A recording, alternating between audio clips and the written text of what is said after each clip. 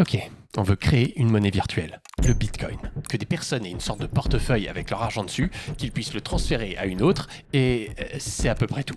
Ça a pas l'air si compliqué. Ouais, parce que pour y arriver, on imagine une architecture avec une entité de confiance, la banque. Et là, c'est effectivement trivial. Cette dernière a une base de données avec chaque utilisateur. Elle peut donc facilement vérifier son solde, voir qu'il a assez d'argent pour faire la transaction, vérifier que c'est lui avec un mot de passe, puis changer les soldes correspondants. C'est littéralement des selects et des updates. Tu sais faire ça après 1 mois de cours d'informatique. Mais le Bitcoin voit ça comme une faiblesse. Cette unité centrale doit être extrêmement robuste. Si elle échoue, tu dis adieu à ton argent. Alors Bitcoin a décidé de supprimer cette dépendance de l'architecture. Et là, le problème se complexifie énormément. Comment permettre un acte qui exige une confiance absolue dans un système où tu ne peux faire confiance à rien?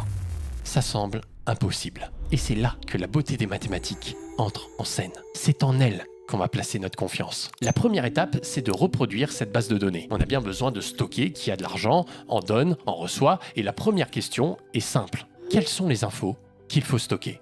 La réponse est beaucoup plus courte que prévu, les transactions.